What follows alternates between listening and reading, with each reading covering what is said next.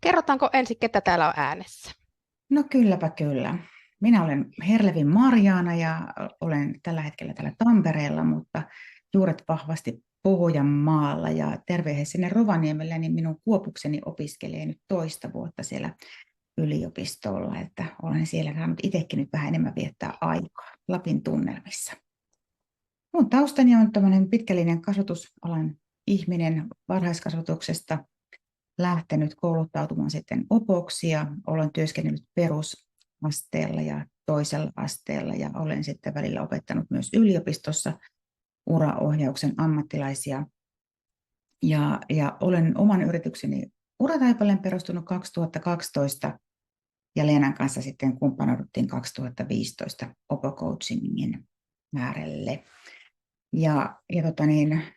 Huomattiin Leenan kanssa, että meillä sykkii sydän samaan suuntaan, eli meitä kiehtoo niin kuin ohjaus ja semmoinen uudenlainen valmentava näkökulma. Ja tätä asiaa ollaan yhdessä myöskin vähän tutkittu ja syvennetty, ja tästä ollaan koulutettu nyt. Eilen juhlittiin 9-vuotispäivää, meidän Opo Coachingin päivää, tämä on semmoinen tematiikka, mikä sytyttää, mikä on äärimmäisen merkityksellinen, että miksi ihminen motivoituu ja miksi ihminen ei motivoidu ja mitä sille voidaan tehdä ja mitkä ovat ne kohtaamisen ydinasiat.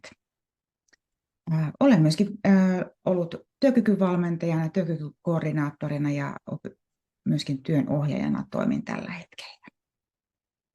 Ole hyvä, Leena. Kiitos. Ja toinen juhlan aihe, että perjantaina me koulutettiin 300 nuorten motivaatiovalmentaja Suomen maahan. Se on ihan oma juonikuvionsa. Joo.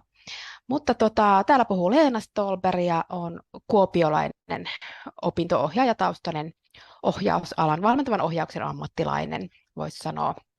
Mä oon täällä Kuopiossa Suuntapalvelut nimistä yritystä pyörittänyt 2014 saakka ja sen puitteissa aika paljon on ollut työllisyyspalveluiden kanssa tekemisissä, koska mulle on tosi merkittävissä määrin tullut erilaisista hankkeista ja projekteista työnhakija-asiakkaita ihan laidasta laitaan. Niin kuin meillä Marjanan kanssa molemmilla asiakkaat on 15-60V oikeastaan, voi sanoa, että sillä haitarilla. Ja opinto-ohjaaja ja psykologia opettaja on alun perin, mutta sitten tosiaan niin kuin 2014 ryhdyin yrittäjäksi ja Marjanan kanssa 2015 perustettiin tämä yritys ja ollaan tehty myös jonkun verran tuolla niin kuin kuntoutuksen puolella ja työeläkevakuutusyhtiöiden kanssa sellaisten asiakkaiden parissa ohjaavaa työtä, että ollaan oltu vähän niin kuin isojenkin haasteiden äärellä siinä, että mistä löydetään tälle asiakkaalle se seuraava kiinnekohta ja ennen kaikkea, että kuinka saadaan sitä asiakkaan toimijuutta vahvistettua ja motivaatiota heräteltyä. Mä oon myös kirjailijana toiminut ja nyt tätä koulutusta tai webinaaria ajatellen, niin haluaisin vinkata teille tällaisen kuin pienryhmäohjaajan opas sen takia, että tässä on mun kokemuksia työnhakijoiden kanssa toteutetuista pienryhmävalmennuksista. Ja sitten tänään me myös puhutaan tästä kirjasta, mikä on Marjanan kanssa kirjoitettu. Aha, sä kaivoit just sen sieltä. Joo, eli tämä oman näköinen elämä, joka liittyy sitten tuohon niin kuin erilaisiin valmentavan ohjauksen menetelmiin ja välineisiin, niin puhutaan siitä vielä tuossa lopummassa päätä tätä meidän webinaaria. Multa on tulossa myös romaani. Sitä täytyy nyt mainostaa, koska juuri äsken sain kustannustoimittajalta sellaisen luvan, että on markkinointimateriaalia jo kirjoitettu, niin siinä romaanissa ollaan tämän aiheen äärellä, koska siellä on siellä on monta henkilöä etsimässä omaa paikkaansa, mutta yksi heistä on sellainen väitöskirjatutkimuksensa kesken jättänyt pitkäaikaistyötön Albert, joka on päätynyt siivoamaan rappukäytäviä. Ja siellä on sitten sitä tematiikkaa, että miten tässä näin kävi ja kuinka tästä nyt pääsisi oikeasti sitten omaa osaamista vastaavaan työhön. Tuosta edellisestä puheenvuorosta, niin siellä motivaatiosana mainittiin moneen kertaan se teema on varmasti sellainen, mikä joka ikistä teistä siellä, joka nyt olette ruutujen ääressä, niin te olette pohtineet jossain kohtaa, että miksi joku asiakas motivoituu tai miksi joku ei motivoidu. Ja oikeastaan nämä kysymykset oli myöskin meillä aikoinaan ollut vahvasti omassa työssä opinto-ohjaajana, että mikä se on, että voinko mä tehdä jotakin tässä mun roolissa, että toinen motivoitus. Ja oikeastaan sitten kun me Leenan kanssa lyötiin päämme yhteen, niin aika pian sitten syntyi tämä oman näköinen elämä, jossa on lähes 60 erilaista tehtävää, jotka kaikki jollain tavalla vie valmentavalla otteella sitä asiakasta eteenpäin ja vahvistaa hänen toimijuuttaan. Ja että mitä hän sitten pystyy itse sitten ottaa enemmän vastuuta omasta elämästään, niin se on semmoisella sydämellä kirjoitettu.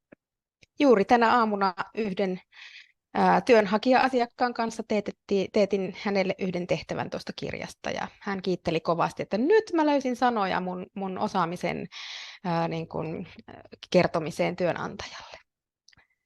Joo. Se onkin tärkeää, että löydetään se yhteinen kieli ja mistä me puhutaan. Me osataan myöskin mennä siihen asiakkaan kielen tasoon. Mutta tässä on nyt nämä, mitä me tänään nostetaan tässä 90 minuutin meidän osuudessa esiin. Eli me puhutaan nyt sitten niitä asiakaskohtaamisesta ja miten me voidaan tukea sitä toimijuutta. Ja on tärkeää, että me lähdetään kiinnittämään huomiota siihen, että minkälainen minä olen, koska minä olen se kaikkein tärkein ohjauksen työväline ja kaikkein tärkein motivoinnin työväline. Että jos vaikka te olisitte kaikki nämä tehtävät ulkoa, mutta jos se oma työkalu, se oma ohjaajuus ei ole huollettu, niin me tullaan todella kaukaa takamatkaa. Me puhutaan myös siitä, että miten me voidaan vahvistaa vuorovaikutusta ja luottamusta ja miten sitä myös ylläpidetään. Sitten me puhutaan paljon tuosta motivaation löytämisestä, tukemisesta. Puhutaan Steven Ricein motivaatioteoriasta ja yksilön sisäisistä motivaatiotekijöistä. Ja sitten vähän puhutaan noista valmentavan ohjauksen menetelmistä.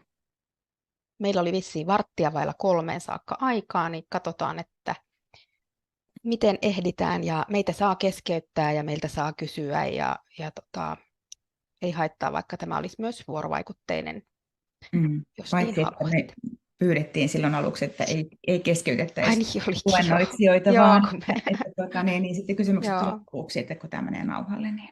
Joo, totta, näinhän se olikin. Totellaanpa tälläkin. Joo. No, me ollaan siis tosiaan, niin kuin, voin sanoa, että vuosikymmenten kokemuksia ammennettu tähän esitykseen ja voi ajatella, että se, mistä me tullaan, niin se tulee tuolta ohjauksen kentältä, koska ollaan molemmat opinto-ohjaajataustaisia ihmisiä, niin me ajatellaan sitä ihmisten kohtaamista semmoisena dialogisena, ratkaisukeskeisenä, positiivisena ja toiveikkaana tapahtumana. Ja meillä on täällä muutama semmoinen keskeinen asia, mitkä kiteyttää tämän meidän ajatusfilosofian, ja ensimmäinen on se oma asenne jo ennen tapaamista, eli asiakaskohtaamiseen liittyen, niin puhuttiinkin tuossa jo siitä virittäytymisestä ja orientoitumisesta, niin tämä on meille todella tärkeä teema. Me tehdään oman asenteen kanssa työtä päivittäin, me valitaan se asenne, millä me kohdataan toisiamme, me olemme valittu asenne myös tähän koulutukseen, eli me ollaan viritetty toisemme myös tähän koulutusmoodiin. Puhutaan siitä vähän myöhemmin. Kohtaamisen taito ja kohtaamisen tematiikka, siitä puhutaan tänään tietynlaisten kohtaamisen kulmakivien kautta. Ja siitä siinä pienryhmäohjaajan oppaassa on aika paljonkin kirjoitettu ylös asioita. Ratkaisukeskeisyys kuuluu olennaisena osana meidän, voiko nyt sanoa, menetelmävalikoimaan, että lähdetään eteenpäin, ei mennä taaksepäin. Lähdetään pohtimaan sitä, missä tilanteessa asiakas on ja miten me voidaan lähteä löytämään ratkaisuja hänen tilanteeseensa. No sitten meillä on tämä motivaatioymmärrys, johtuen siitä, että me ollaan molemmat käyty tällainen RMP-motivaatiovalmentajakoulutus ja me tarkastellaan maailmaa vähän sellaisten motivaatiosilmälasien kautta. Avataan sitä myös tänään jonkun verran. Ja sitten vielä siellä on tämä 5. kohta on se, että kun mietitään sitä niin kuin tilannetta, niin huomaatte, että siellä alkaa jo tapahtua ennen kuin se asiakas astuu huoneeseen, se oma asenne viritettynä tapahtuu jo ennen sitä. Mutta se ajatus myöskin liittyen siihen asenteeseen, että me jo etukäteen mietitään, että minä haluan päättää tämän tapaamisen toiveikkuuden tunteeseen.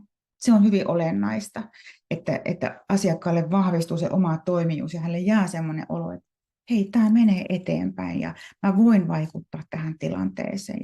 Ja nämä on tärkeää tiedostaa siinä omassa ohjaajuudessa nämä seikat siinä asiakasta miettiessä ja toimijuutta vahvistaessa. No tästä kohtaamisen taidosta, jos mä huomasin, että sulla on vähän yskää, niin mä yritän ottaa tässä isompaa roolia. Niin kohtaamisen taidosta kun puhutaan, niin on niin kuin hyvä ymmärtää se, että joka ikinen kohtaaminen, mitä meillä on, niin me voidaan kehittyä siinä. Se on vuorovaikutteinen tapahtuma ja on tärkeää ajatella niin, että minä tuon tähän jotain tähän tilanteeseen, mutta minä myös saan tältä toiselta jotain. Jotain on aina mahdollisuus oppia. Että se on semmoinen win-win-tilanne. Se ei mene niin, että vain minä tässä annan ja nyt minulla on taas tämmöinen hankala asiakas. Silloin pitäisi niin kuin hälytyskellojen niin kuin soida, että jos se tuntuu vain, että minä olen vain antavassa roolissa, niin se on liian kuormittavaa ja silloin me uuvutaan. Mutta jos me lähdetään ottamaan sellainen oppimisen asenne siihen, että hei, että mitähän tämä asiakaskohtaaminen mulle tänään voi opettaa, niin silloin se vire säilyy sinne paremmin. On tärkeää tunnistaa se, että miten mä voin vaikuttaa siihen kohtaamisen, siihen lempeään tilaan, siihen turvallisuuden tilaan. Mitä seikkoja mun tarvii siinä niin ottaa huomioon? Mitkä seikat mahdollisesti estää myös sitä kohtaamista? Ja mihin mä voin vaikuttaa. Ja siihen liittyy sekä sisäisiä että ulkoisia tekijöitä. Mikä se on se mun mieli, mitä mä ajattelen siitä ihmisestä etukäteen. Tai sitten siihen voi liittyä myöskin se itse tila. Onko siinä niin kuin tuleeko sieltä valo justiin silmiin jostakin selän takaa, paistaako aurinko, onko siellä liian kylmä, onko meillä tietokone siinä meidän välissä. Ihan kaikenlaisia fyysisiä tilanteita siinä voi olla, mitkä estää semmoista lempeää, luontaista, turvallista kohtaamista. Tunnista nämä seikat ja jos voit vaikuttaa, niin vaikuta. Ja sitten usein tuossa, kun luodaan sitä tilaa näin, niin se voi myöskin sanottaa siihen, että hei, meillä on nyt aikaa tämän verran tässä. Ja tarkoitus on, että tunnin päästä, kun sä poistut tuossa, niin että sulla on toiveikkaampi olo ja sulla on vähintään yksi uusi ajatus matkassasi. Eli luodaan jo raameja sille kohtaamiselle. Miten virittäydyn ja viritän kohtaamista? Jos me ajatellaan sitä, että nyt vaikka mennään johonkin konserttiin ja siellä on joku viulisti vetämässä siellä niin jotakin hienoa settiä, niin kyllä hän on virittänyt sen soittimensa ennen sinne menemistä. Jo jonkin aikaa hän on lämmitellyt sitä, että miten tämä soi kaikkein parhaiten. Ja tämä mielikuva on hyvä ottaa matkaan, kun mietitään sitä omaa ohjaajuuden soitinta, mikä meissä kaikissa soi. Ollaanko me vireessä silloin, kun me kohdataan tätä asiakasta? Vai onko meillä niin, että meillä on valtava taakka siellä, niin kuin jo edellinen asiakas ei ole vielä meidän mielestä poistunut, vaikka hän olisi poistunut siitä huoneesta? Tai onko vielä mielessä jonkin kotiasia, mikä painaa? Tai onko mielessä ehkä semmoinen palaveri, mikä tulee 2 tunnin päästä? Silloinhan me ei olla vireessä, vaan me voidaan tehdä omalle mielelle virittäytymistä niin, että me osataan katsoa sitä asiakasta, kun hän tulee, että hei, että tämä hetki, tämä on meidän hetki. Ja mä voin silloin puhdistaa kaikki nämä menneet jutut ja tulevat jutut, vaan se läsnäolon taito, niin se on siinä hetkessä. Ja meillä on Marianan kanssa molemmilla kokemus tuolta oppilaitosmaailmasta sellaisesta vähän niin kuin semmoisesta liukuhihna-kohtaamisesta, että on ollut 100 päin ohjattavia ja heitä on tullut sieltä aina vaan seuraava sisään, edellinen ei ole kerennyt mennä ulos huoneesta. Ja ollaan myös molemmat sorruttu siihen, että ei olla pysähdytty tämän virittäytymisteeman äärelle, vaikka loppujen lopuksi, kun tätä tekee, se ei tarvitse kovin montaa, ei tarvitse minuuttiakaan, kun saa itsensä semmoiseen hyvään orientaatioon, niin se on tehokkaampaa loppupeleissä sit se ohjaus ja kohtaaminen, kun on itse virittänyt itsensä läsnäolon tilaan. Ja tässä kohtaa ihan rohkaisenkin sanomaan, että jos tuntuu, että sieltä vyöryy sitä asiakasta sieltä ovesta ja sinä olet pikkasen myöhässä, niin minulla on tapana ollut sanoa, että kuule, saanko hengittää minuutin täällä? Ja minuutin kuluttua saat parempaa ohjausta.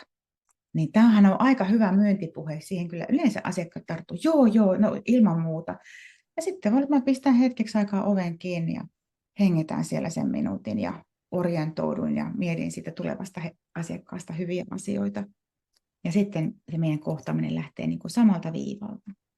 Niin se helpottaa ja nopeuttaa sitä yhteistä etenemistä. Niin taitaa tänä päivänä olla vaan tuo etäkohtaamisia, mutta ihan yhtä lailla siellä muistaa ottaa sen ennen edellistä Teamsia tai puhelua, niin ottaa semmoisen pienen hengähdyshetken, että nyt alkoi tämä seuraava asiakas tässä. Ja mua ainakin auttaa tosi paljon itseäni, kun mä ajattelen, että minä olen tätä asiakasta varten nyt. Et mikä muu ei ole niin merkityksellistä kuin se, että meillä on nyt tämä kohtaaminen. Joo, ja toi oli hyvä. Lennalla on tuommoinen ajatus siinä, että minä olen tätä asiakasta varten nyt. Ja mä vähän houkuttaisinkin jokaista teistä miettimään, mikä se sun lause voisi olla, tai se sun tapa valmistautua siihen asiakkaaseen.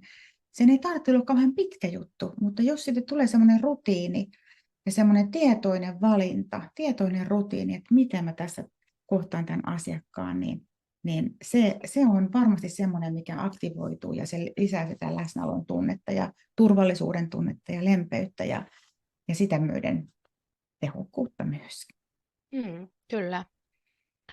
No sitten me jokainen ollaan erilaisia kohtaajia myös, ja siihenkin on hyvä siihen tematiikkaan joskus pysähtyä, että minkälainen kohtaaja minä olen, mitkä on minun ydinvahvuudet siinä kohtaamisessa ja missä haluaisin kehittyä.